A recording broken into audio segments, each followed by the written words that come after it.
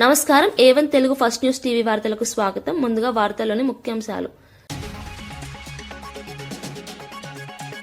ఉపాధి హామీని నిర్వీర్యం చేస్తున్నారన్న షర్మిల. 125 రోజుల పని కేవలం మోసమేనన్న ఆరోపణ. వీబీ గ్రాంజీ చట్టంతో రాష్ట్రాలపై భారం. మన్రేగాను కాపాడాలని షర్మిల పిలుపు. గాంధీ భవన్ లో టీపీసీసీ అధ్యక్షుల కీలక ప్రకటన. ఎన్నికల హామీల అమలుపై కాంగ్రెస్ కట్టుబాటు. ప్రతిపక్షాల తప్పుడు ప్రచారాలపై విమర్శ. మున్సిపల్ ఎన్నికల్లో కాంగ్రెస్ విజయమే లక్ష్యమన్న ప్రకటన. పరకలలో కాంగ్రెస్ హామీలపై ఆర్ఎస్ ప్రవీణ్ ఫైర్. 6 గ్యారంటీలు మోసమేనన్న బీఆర్ఎస్ ఆరోపణ. మున్సిపల్ ఎన్నికల్లో కాంగ్రెస్ కు గుణపాఠం తప్పదన్న వ్యాఖ్య. స్థానిక అభివృద్ధిలో బీఆర్ఎస్ కే అనుభవం అన్న ప్రవీణ్. ఆస్తి వివాదంతో న్యాయవాది స్వప్న హత్య. సొంత అన్న చేతిలో మహిళా న్యాయవాది హత్య. మోయినాబాద్ ఘటనతో రాష్ట్ర వ్యాప్తంగా కలకలం. కుటుంబ వివాదాల తీవ్రతను చూపిన ఘాతుకం. పటాన్ చెరువులో హరీష్ రావు పర్యటన. మహిళల గోడు విన్న హరీష్ రావు కాంగ్రెస్ పై విమర్శలు. ధరల పెరుగుదలతో మహిళలపై భారం. బీఆర్ఎస్ సంక్షేమాన్ని గుర్తు చేసుకుంటున్న ప్రజలు. ప్రజా సమస్యలపై పోరాటం కొనసాగుతుందన్న హరీష్. తెలంగాణ భవన్లో బీఆర్ఎస్ వర్కింగ్ ప్రెసిడెంట్ మీడియాతో సమావేశమయ్యారు. రాష్ట్రంలో కొనసాగుతున్న రాజకీయ పరిణామాలపై ఆయన విస్తృతంగా స్పందించారు. కాంగ్రెస్ ప్రభుత్వం అధికారంలోకి వచ్చిన తర్వాత ఎన్నికల సమయంలో ఇచ్చిన హామీలను అమలు చేయడంలో పూర్తిగా విఫలమైందని విమర్శించారు. ప్రజలకు సంబంధించిన మౌలిక సమస్యలను పక్కన పెట్టి పార్టీ ఫిరాయింపులపైనే కాంగ్రెస్ దృష్టి కేంద్రీకరించిందన్నారు. మున్సిపల్ ఎన్నికలను దృష్టిలో పెట్టుకుని అధికార పార్టీ అక్రమాలకు పాల్పడుతోందని ఆరోపించారు. ప్రజలు ఇచ్చిన తీర్పును గౌరవించకుండా ప్రజాస్వామ్య విలువలను దెబ్బతీసే చర్యలకు కాంగ్రెస్ పాల్పడుతోందని మండిపడ్డారు.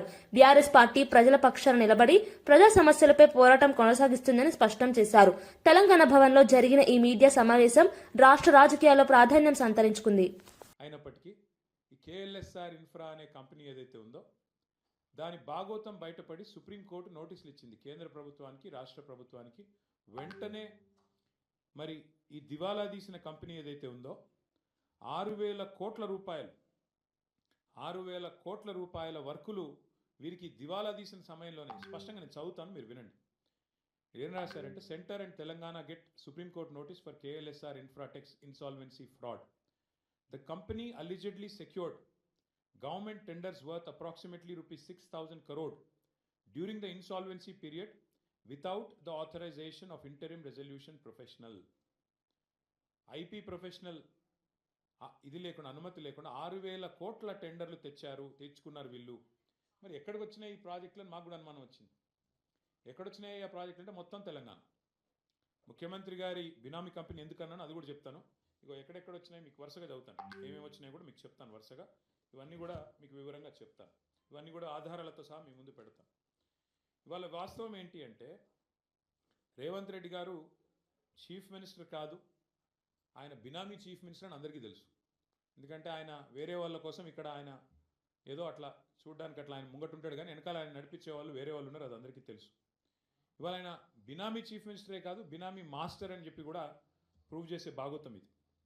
గత 2 ఏళ్లుగా పార్టీ ఫిరాయింపులను అడ్డుకోవాల్సిన అసెంబ్లీ స్పీకర్ గడ్డం ప్రసాద్ వాటికే తెరలేపారని బీఆర్ఎస్ తీవ్ర ఆరోపణలు చేస్తోంది.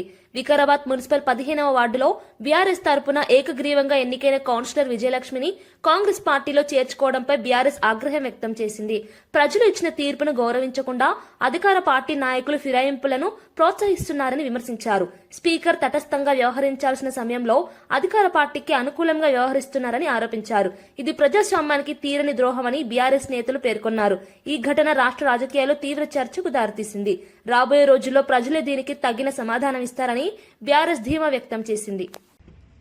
మనస్ఫూర్తిగా ఆహ్వానించినందుకు, నన్ను సమర్థించినందుకు వారికి ప్రత్యేక ధన్యవాదాలు తెలుపుకుంటూ, పెద్దలు గౌరవనీయులు ప్రసాదన్న గారి నాయకత్వంలో పనిచేయడానికి సిద్ధంగా ముందుకొచ్చాం. అమెరికాతో కీలకమైన సున్నితమైన రంగాలను కాపాడుకునేలా వాణిజ్య ఒప్పందం కుదిరినట్లు కేంద్ర వాణిజ్య శాఖ మంత్రి పీయూష్ గోయల్ వెల్లడించారు. అమెరికాతో కుదిరిన వాణిజ్య ఒప్పందంపై లోక్సభలో ఆయన అధికారిక ప్రకటన చేశారు. ఈ ఒప్పందంలో భారత వ్యవసాయం, పాడి పరిశ్రమ వంటి ముఖ్య రంగాలకు ఎలాంటి నష్టం కలగకుండా కేంద్ర ప్రభుత్వం ప్రత్యేక జాగ్రత్తలు తీసుకుందని తెలిపారు. అగ్రరాజ్యంతో జరిగిన చర్చల్లో భారత ప్రయోజనాలను కాపాడగలిగామని చెప్పారు. రైతులు, పాడి పరిశ్రమపై ఆధారపడిన కోట్లాది కుటుంబాల భవిష్యత్తును దృష్టిలో పెట్టుకుని ఈ ఒప్పందం రూపొందించామని స్పష్టం చేశారు. భారత్ వాణిజ్యపరంగా మరింత బలంగా ఎదగడానికి ఈ ఒప్పందం ఉపయోగపడుతుందని కేంద్ర ప్రభుత్వం అభిప్రాయపడుతోంది. ఈ ప్రకటన దేశవ్యాప్తంగా రాజకీయ, ఆర్థిక వర్గాల్లో చర్చనీయాంశంగా మారింది. राष्ट्रपति ट्रंप ने अमेरिका को किए जाने वाले भारतीय निर्यात की दर घटाकर 18% करने की घोषणा की।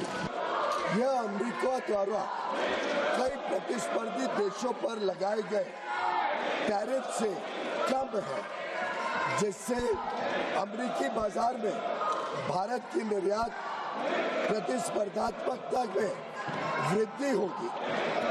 यह समझौता भारतीय निर्यातकों को विशेष रूप से श्रम प्रधान क्षेत्रों और विनिर्माण में महत्वपूर्ण तुलनात्मक लाभ भी प्रदान करता है कि खाद्य और कृषि क्षेत्र में भारत की प्रमुख संवेदनशीलता का पूर्णतः ध्यान रखा गया है।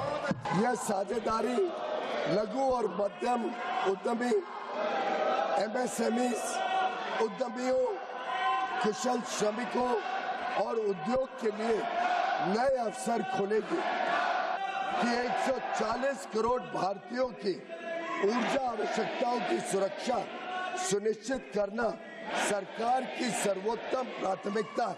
वस्तुनिष्ठ बाजार स्थितियों और बदलते अंतर्राष्ट्रीय परिदृश्यों के अनुरूप ऊर्जा स्रोतों में विविधता लाना हमारी इस कार्यनीति का मूल आधार है।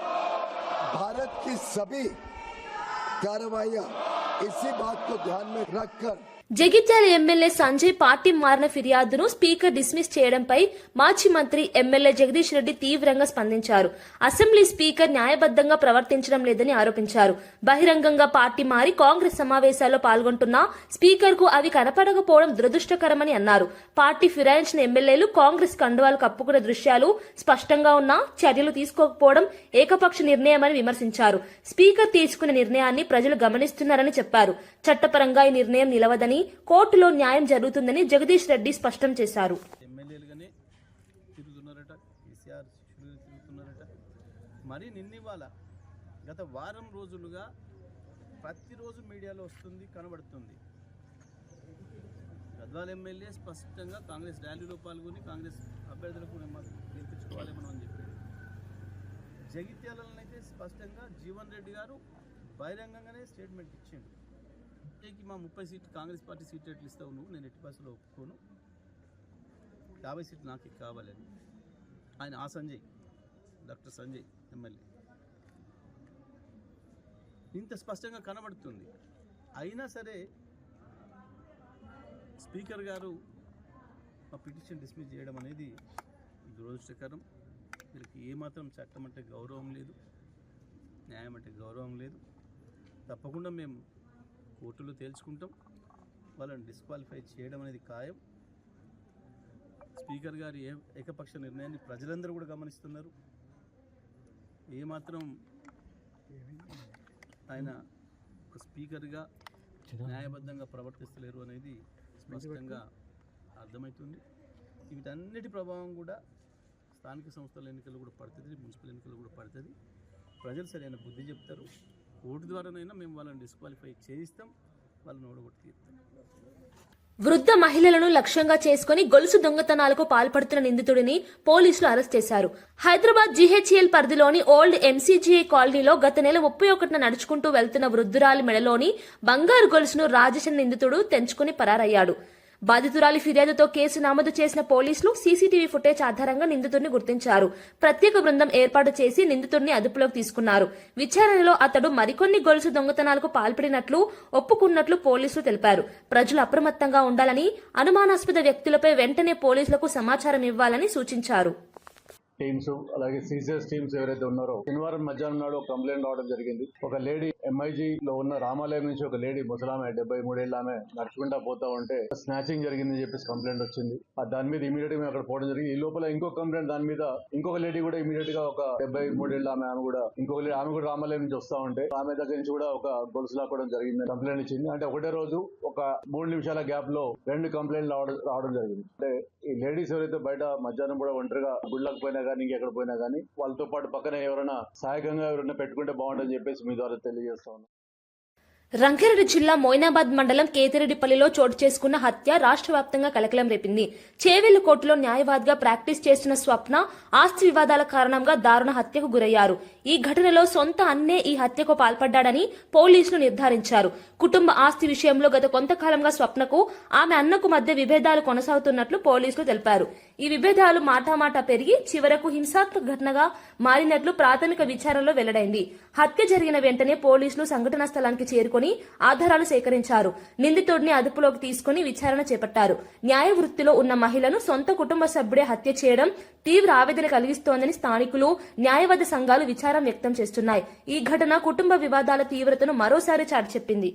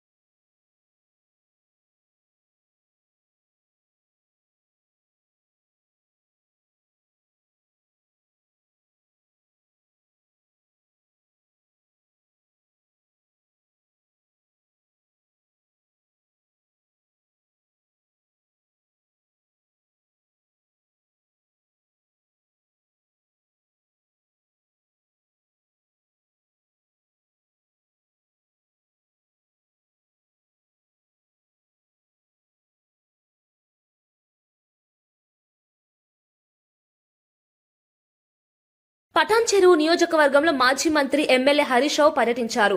గడ్డపోతారం మున్సిపాలిటీ పరిధిలోని మాదారం గ్రామంలో ఆయన ఇంటింటి పర్యటన చేపట్టి మహిళలు ఎదుర్కొంటున్న సమస్యలను స్వయంగా తెలుసుకున్నారు. కాంగ్రెస్ ప్రభుత్వం అధికారంలోకి వచ్చిన తర్వాత ధరల పెరుగుదలతో ఆర్థిక భారం పెరిగిందని మహిళలు హరీష్ రావుకు వివరించారు. సంక్షేమ పథకాలు సరిగా అమలు కావడం లేదని, రోజువారీ జీవితం కష్టంగా మారిందని వాపోయారు. మహిళలకు భద్రత కల్పించడంలో ప్రభుత్వం విఫలమైందని హరీష్ రావు విమర్శించారు. బీఆర్ఎస్ హయాంలో అమలైన సంక్షేమ పథకాలు మహిళలకు భరోసా ఇచ్చాయని గుర్తు చేశారు. ప్రజా సమస్యలపై బీఆర్ఎస్ పోరాటం కొనసాగుతుందని ఆయన స్పష్టం చేశారు. మాకు కళ్ళు కావు, కాకపోకలకు కావు, మా దవాఖానలకు కావు. 2000 ఇచ్చాను కోసేస్తున్నారు. ఈ పైన ముంగడిస్తున్నారు. పైన రేపేళ్ళు ఉండాక మరి కేసీఆర్ ఉన్నాక మరి అంతకు ముందు మాకు 8 రోజులు 15 రోజుల ముందు వస్తుంది. మేము కేసీఆర్ అన్నం మీరు బతుకుతున్నాం. ఇప్పటికైనా మాకు భూములు లేవు. మేము భూములు లేక బతుకుతున్నాం. ఇట్లా మేము బట్టతో కట్టుకొని బతికినాము. ఇవాళ తిని నీయ తప్పితే కాదు కేసీఆర్తో మేము బతికినాము. ఇవాళ కేసీఆర్ మాకుంటేనే మాకు మంచిది.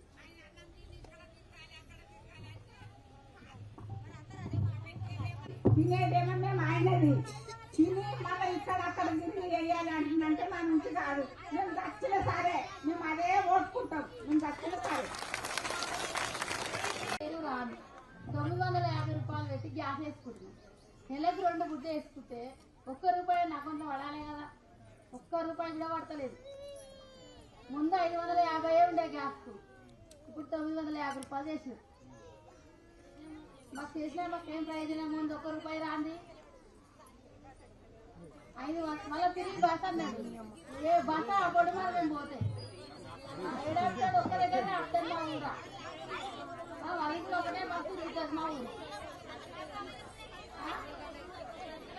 మేము టైంకి ఏం పోలేము. ఇక ఆటలో లేవు, బస్సు లేవు. మా బస్సు ఏంది మేము బుక్ చేసుకొని పోవాలి. 3-4 ఉపాధి హామీ పథకం అమలుపై వైఎస్ షర్మిల తీవ్ర విమర్శలు చేశారు. దివంగత ముఖ్యమంత్రి వైఎస్ రాజశేఖర రెడ్డి హయాంలో పేదల ఆకలి తీర్చేందుకు కరువు పనిగా ఈ పథకం ప్రారంభమైందని గుర్తు చేశారు. కాంగ్రెస్ పాలనలో ఈ పథకం సమర్థవంతంగా అమలైతే ప్రధాని మోదీ అధికారంలోకి వచ్చిన తర్వాత దీన్ని నిర్వీర్యం చేస్తున్నారని ఆరోపించారు. కొత్తగా తీసుకొచ్చిన విబి గ్రామ్జీ చట్టం వల్ల రాష్ట్రాలపై 40% ఆర్థిక భారం పడుతుందని తెలిపారు. ఇప్పటికీ ఆర్థిక ఇబ్బందుల్లో ఉన్న రాష్ట్రాలు ఈ భారం ఎలా మోయగలవని ప్రశ్నించారు. 125 రోజుల పని అన్నది కేవలం మోసమేనని అన్నారు. గత 5 ఏళ్లలో లక్షలాది జాబ్ కార్డులు తొలగించడాన్ని దారుణమని విమర్శించారు. మన్రేగాను కాపాడుకోవడానికి కాంగ్రెస్ చేపట్టిన పోరాటంలో ప్రజలు భాగస్వాములు కావాలని పిలుపునిచ్చారు. కనీసం మంచినీళ్లు కూడా ఇయ్యారంటున్నారు. రాజశేఖర రెడ్డి గారు ముఖ్యమంత్రిగా ఉండంగా ఆటో ఛార్జీలు ఇచ్చారు, మజ్జిగ ఇచ్చారు, మంచినీళ్ళు ఇచ్చారు. ఇంకా ఆడోళ్ళకి లేకపోతే ఎవరికైనా అస్వస్థత చేస్తే అక్కడ ఒక టెంట్ వేసి ఒక చిన్న మెడికల్ క్యాంప్ లాగా పెట్టి వాళ్ళకి ఆరోగ్యానికి కూడా చూశారు. చిన్న పిల్లలుంటే చూసుకోవడానికి ఒక మనిషిని పెట్టారు. ఇంత అద్భుతంగా ఉపాధి హామీ చేస్తే ఈ రోజు ఎలా తయారైంది? ఇది అంతా లంచాలు, ఎక్కడ చూసినా కూడా అన్యాయమే. జాబ్ కార్డులు తొలగించేస్తున్నారు. ఒకటే సంవత్సరంలో ఇటీవల కాలంలో 18.5 లక్షల జాబ్ కార్డులు తీసేశారు. ఒకప్పుడు రాజశేఖర రెడ్డి గారు ఉన్నప్పుడు 1,10,00,000 జాబ్ కార్డులు ఉన్నాయి. ఇప్పుడు ఎన్నున్నాయో తెలుసా? 65 లక్షల జాబ్ కార్డులే ఉన్నాయి. అంటే క్రమంగా తీసేస్తున్నారన్నమాట. అంటే క్రమంగా ఉపాధి హామీని చంపేయాలి అని చూస్తున్నారు. ఇటీవల కాలంలోనే 18.5 లక్షల జాబ్ కార్డులను తొలగించేశారు. ఇప్పుడు డిలీషన్ అయినాయి అని మొత్తుకుంటున్నారు అంటున్నారే, అందుకే. ఎందుకంటే జాబ్ కార్డులు ఎక్కువ ఉంటే పని ఎక్కువ ఇవ్వాలి, పని ఎక్కువ చేస్తే వాళ్ళకు వేతనాలు ఎక్కువ ఇవ్వాలి. ఆ ఖర్చు మిగిలించుకోవడానికే ఈ ప్రయత్నం అంతా. అందుకే కాంగ్రెస్ పార్టీ ఒక ఉద్యమం చేపట్టింది, ఉపాధి హామీ పథకాన్ని పరిరక్షించుకోవాలి అని. మీ పక్షాన కాంగ్రెస్ పార్టీ కూడా పోరాటం చేస్తుంది. కానీ మీరు కూడా చైతన్యం అవ్వాలి, మీరు కూడా చైతన్యవంతులుగా మారి మీరు కూడా అర్థం చేసుకోవాలి బీజేపీ పార్టీ చేస్తున్న కుట్రలేమిటి. ఈ కొత్త చట్టంతో మీకు న్యాయం జరగదు అని మీరు అర్థం చేసుకోవాలి. ఎక్కడికక్కడ మీరు అందరూ కూడా దీన్ని వ్యతిరేకించాలి. మాతో పాటు చేయి కలపండి. అందరము కలిసి ఉపాధి హామీ పథకాన్ని రక్షించుకునే కార్యక్రమం చేస్తాం. మరొకసారమ్మా, మీ పనులు మానుకొని మా కోసం వచ్చారు. ప్రతి ఒక్కరికి, ప్రతి అన్నకు, ప్రతి తమ్ముడికి, ప్రతి అక్కకు, ప్రతి చెల్లికి, ప్రతి అమ్మకు, ప్రతి అయ్యకు మీ రాజశేఖర రెడ్డి బిడ్డ శిరస్సు వంచి చేతులు జోడించి మనస్ఫూర్తిగా నమస్కరించుకుంటుంది. సంగారెడ్డి జిల్లా ఆర్సీపురంలో హనుమాన్ ఆలయం సమీపంలో ఉద్రిక్త పరిస్థితులు నెలకొన్నాయి. ఆలయ పరిసరాల్లో జరుగుతున్న భవన నిర్మాణ పనులను వెంటనే నిలిపివేయాలని డిమాండ్ చేస్తూ స్థానికులు, బీజేపీ నాయకులు ఆందోళనకు దిగారు. ఆలయ అభివృద్ధి పనులను పరిశీలించేందుకు వెళ్తున్న మేయర్తో ఆందోళనకారుల మధ్య వాగ్వాదం చోటు చేసుకుంది. పరిస్థితి ఉద్రిక్తంగా మారడంతో పోలీసులు జోక్యం చేసుకున్నారు. ఈ క్రమంలో పోలీసులు, బీజేపీ నాయకుల మధ్య తోపులాట జరిగింది. ఆలయ పరిసరాల్లో నిర్మాణాలు మతపరమైన భావోద్వేగాలకు దారితీస్తున్నాయని ఆందోళనకారులు ఆరోపిస్తున్నారు. మరోవైపు చట్టబద్దంగానే నిర్మాణ పనులు జరుగుతున్నాయని అధికారులు వివరణ ఇచ్చారు. ఉద్రిక్తత నేపథ్యంలో పోలీసులు భారీ బందోబస్తు ఏర్పాటు చేశారు.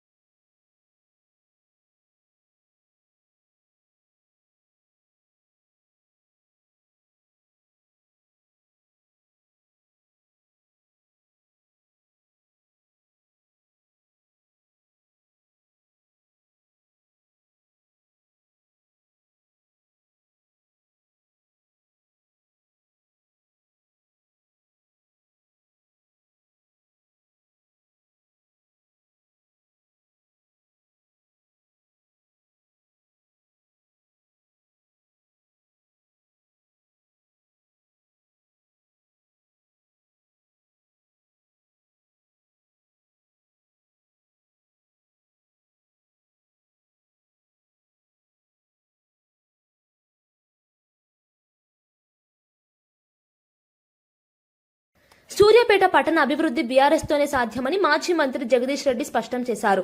సూర్యాపేట మున్సిపల్ ఎన్నికల ప్రచారంలో భాగంగా ఆయన పలు వార్డులో పర్యటించి బీఆర్ఎస్ అభ్యర్థులకు మద్దతుగా ప్రచారం నిర్వహించారు. బీఆర్ఎస్ పాలనలో సూర్యాపేట పట్టణం అభివృద్ధిలో గణనీయమైన మార్పు వచ్చిందని గుర్తు చేశారు. రహదారులు, డ్రైనేజీ, తాగునీరు, మౌలిక వసతులు మెరుగుపడ్డాయని తెలిపారు. కాంగ్రెస్ ప్రభుత్వం అధికారంలోకి వచ్చిన తర్వాత అభివృద్ధి నిలిచిపోయిందని విమర్శించారు. మున్సిపల్ ఎన్నికల్లో ప్రజల అభివృద్ధిని దృష్టిలో పెట్టుకుని ఓటు వేయాలని కోరారు. సూర్యాపేట భవిష్యత్తు బీఆర్ఎస్ చేతుల్లోనే సురక్షితమని జగదీష్ రెడ్డి ధీమా వ్యక్తం చేశారు.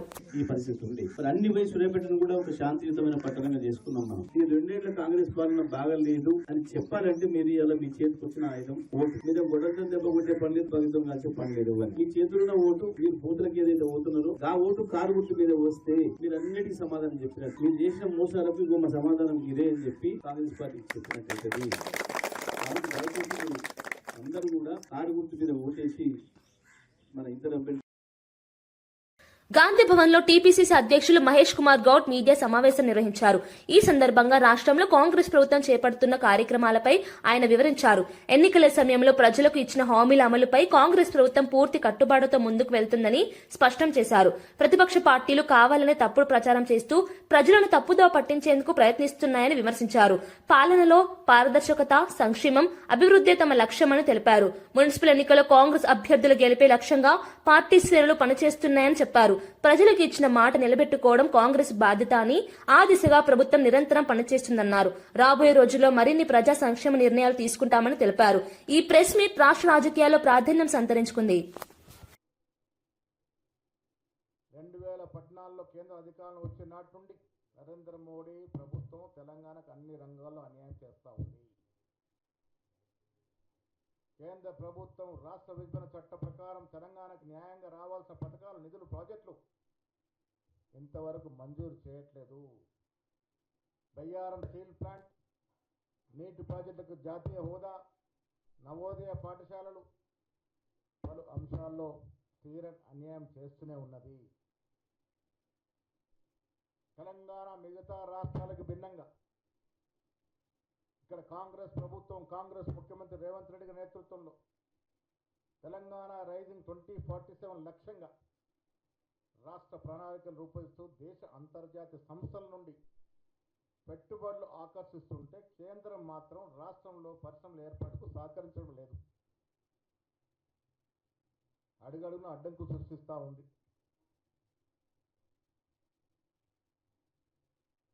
నిన్నగాక మొన్న ప్రవేశపెట్టిన బడ్జెట్లో రాష్ట్రానికి తీరని అన్యాయం జరిగింది. రోడ్డు, మెట్రో రైలు, మూసి ప్రాజెక్టు వంటి కీలక ప్రాజెక్టుని విస్మరించింది. జాతీయ అధ్యక్షుడు జవాబు చెప్పాలి ఇవన్నిటికీ. బడ్జెట్లో రాజనగరం నియోజకవర్గంలో పులి సంచారం ప్రజలు తీవ్ర భయాందోళనకు కారణమైంది. గాడాల, మధురపూడి పరిసర ప్రాంతాల్లో పెద్ద పులి తిరుగుతున్నట్లు సమాచారం రావడంతో సమీప గ్రామాల ప్రజలు ఆందోళనకు గురవుతున్నారు. ఈ విషయాన్ని గమనించిన ఎమ్మెల్యే బత్తుల బలరామకృష్ణ వెంటనే అధికారులను అప్రమత్తం చేశారు. అటవీ శాఖ అధికారులతో మాట్లాడి తక్షణమే పులిని బంధించే చర్యలు తీసుకోవాలని కోరారు. అవసరమైతే ఈ అంశాన్ని డిప్యూటీ సీఎం పవన్ కళ్యాణ్ దృష్టికి తీసుకెళ్తామని తెలిపారు. తొర్రేడు, ఉండేశ్వరపురం తదితర గ్రామాల ప్రజలు అప్రమత్తంగా ఉండాలని సూచించారు. ముఖ్యంగా రాత్రి వేళ పొలాలకు వెళ్లే రైతుల భద్రతపై ప్రత్యేక దృష్టి సారించాలని అధికారులకు ఆదేశాలు ఇచ్చారు. పులి సంచారంతో గ్రామాల్లో భయం నెలకొంది. ఆ యొక్క పరిసర ప్రాంతాల్లో ఉన్నట్టుగా ఉంది కాబట్టి ఆ యొక్క పరిసర ప్రాంత గ్రామాలు సుమారుగా 10 గ్రామాల్లోనే బుచ్చింపేట, ఉండేశ్వరపురం, మధురపూడి, గాడాల, అదేవిధంగా నిడిగట్ల ప్రజలు కూడా అప్రమత్తంగా ఉండాల్సినటువంటి అవసరం ఉంది. అలాగే చూస్తే మనం మిర్తుపాడు, కాతేరు ప్రజలు కూడా అప్రమత్తంగా ఉండాలని చెప్పి కోరుతున్నాను. ఇది అర్జెంట్ హెచ్చరిక. ప్రతి ఒక్కరు కూడా పొలాల్లో ఎవరైతే పనిచేసుకుంటున్నారో అందరూ కూడా మీ ఇళ్లకు చేరుకోండి. గుంపులుగా మాత్రమే ఉండండి. పులి సంతరిస్తుంది. దయచేసి చేతులు జోడించి మిమ్మల్ని అందరినీ కూడా నేను రిక్వెస్ట్ చేస్తున్నాను. ఆ యొక్క పొలాల్లో మాత్రం ఉండొద్దు. పులి సంతరిస్తుంది. ఈ యొక్క ప్రభుత్వ అధికారులు అందరూ కూడా పూర్తి స్థాయిలో గాలిస్తున్నారు. ఈ యొక్క మనకి పోలీస్ డిపార్ట్మెంట్ పూర్తి స్థాయిలో గాలిస్తుంది. అదేవిధంగా ఫారెస్ట్ డిపార్ట్మెంట్ కూడా పూర్తి స్థాయిలో గాలిస్తుంది. ఆ యొక్క పులిని ఎప్పటికప్పుడు మానిటరింగ్ చేస్తున్నారు. అడుగుజాడలన్నీ కూడా వరి పొలాల్లో ఉన్నాయి. మనకి కోనవరం వైపు నుంచి డైరెక్ట్గా కూడా ఈ గాడాల వైపు మధురపూడి వైపు ఇటువైపు మాత్రం ప్రయాణం చేస్తుంది. కాబట్టి చుట్టుపక్కల ప్రజలందరూ కూడా అప్రమత్తంగా ఉండాలని కోరుతున్నాము. అదేవిధంగా మీ పశువులు కానీ లేదా మనుషులు కానీ ఒంటరిగా వెళ్ళొద్దని చెప్పేసి మీ అందరికి కూడా తెలియజేస్తున్నాను.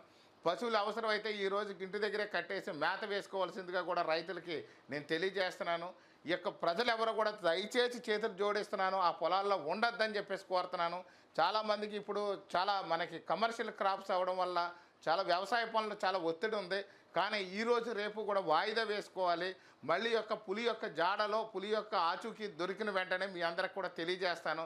దయచేసి మాత్రం అందరూ జాగ్రత్త వహించాలని చెప్పేసి మిమ్మల్ని అందరూ హెచ్చరిస్తున్నాను, సూచిస్తున్నాను, రిక్వెస్ట్ చేస్తున్నాను. ఇట్లు మీ బత్తుల బలరామకృష్ణ, ఎమ్మెల్యే రాజనగర్ నియోజకవర్గం. హనుమకొండ జిల్లా పరకాల మున్సిపాలిటీ ఎన్నికల ప్రచారంలో బీఆర్ఎస్ రాష్ట్ర నాయకుడు ఆర్ఎస్ ప్రవీణ్ కుమార్ పాల్గొన్నారు. ఎన్నికల ప్రచారంలో భాగంగా ఆయన పలు వార్డుల్లో విస్తృతంగా పర్యటించారు. ఈ సందర్భంగా కాంగ్రెస్ ప్రభుత్వంపై తీవ్ర విమర్శలు చేశారు. 6 గ్యారంటీల పేరుతో ప్రజలను మోసం చేసిందని ఆరోపించారు. ఎన్నికల సమయంలో ఇచ్చిన హామీలను అమలు చేయడంలో కాంగ్రెస్ ప్రభుత్వం పూర్తిగా విఫలమైందన్నారు. ప్రజలు ఇప్పుడు వాస్తవాన్ని గుర్తిస్తున్నారని, మున్సిపల్ ఎన్నికల్లో కాంగ్రెస్ కు తగిన గుణపాఠం చెబుతారని ధీమా వ్యక్తం చేశారు. బీఆర్ఎస్ పాలనలో జరిగిన అభివృద్ధిని ప్రజలు గుర్తు చేసుకుంటున్నారని తెలిపారు. స్థానిక సమస్యల పరిష్కారంలో బీఆర్ఎస్ కి అనుభవం ఉందని అన్నారు. పరకాల మున్సిపల్ ఎన్నికలు రాష్ట్ర రాజకీయాలకు కీలకంగా మారాయని ఆయన వ్యాఖ్యానించారు. గ్యాస్ సిలిండర్, గృహజ్యోతి, మరి యువ వికాసం, విద్యార్థులకు ఒక్కొక్కరికి స్కూటీలు ఇస్తున్నారు. అమ్మాయిలకు ఇచ్చిందా మీ దగ్గర? ముసలోళ్ళకి అందరికి కూడా 4,000 రూపాయలు ఇస్తున్నారు. ఇచ్చిందా? రైతు రుణమాఫీ మొత్తం కూడా బ్యాంకులలో పోయి మీ ఇష్టం వచ్చిన లోన్లు తీసుకొని డిసెంబర్ 9వ తారీఖు నాడే మీకు మొత్తం కూడా మొదటి సంతకమే రుణమాఫీ మీద పెడతాడు. పెట్టిండా? మరి గ్యారంటీ కార్డు ఇచ్చిన దొంగలు మన ఇళ్లకు ఓటు అడగడానికి వచ్చినప్పుడు గల్ల పట్టాలా లేదా? వాళ్ళది పట్టాలా లేదా? పెళ్లి పేరుతో మోసం చేశారంటూ బాధితురాలు వీణ తీవ్ర ఆరోపణలు చేశారు. అరవ శ్రీధర్ తనతో మాత్రమే కాకుండా మరో 6 అమ్మాయిలతో కూడా మాట్లాడుతున్నాడని ఆమె వెల్లడించారు. తనను కలవడం, కలిసి తిరగడం కోసం అనేక ప్రాంతాలకు తీసుకెళ్లాడని తెలిపారు. పెళ్లి చేస్తానని నమ్మించి చివరకు మోసం చేశాడని ఆవేదన వ్యక్తం చేశారు. తన భద్రత కోసమే కాల్ రికార్డింగ్లు చేస్తున్నట్లు వీణ తెలిపారు. ఈ వ్యవహారం బయటకు రావడంతో మహిళల భద్రతపై మరోసారి చర్చ మొదలైంది. పెళ్లి పేరుతో మోసాలకు పాల్పడుతున్న వారిపై కఠిన చర్యలు తీసుకోవాలని మహిళా సంఘాలు డిమాండ్ చేస్తున్నాయి. బాధితురాలికి న్యాయం చేయాలని పలువురు కోరుతున్నారు. ఈ ఘటన సామాజికంగా తీవ్ర చర్చకు దారితీసింది. ఎమ్మెల్యేకు మీకున్న రిలేషన్లో మీరు ఎందుకు ఎమ్మెల్యే వీడియో రికార్డింగ్ చేసుకోవాల్సి వచ్చింది? మంచిగా రిలేషన్ ఉన్నప్పుడు.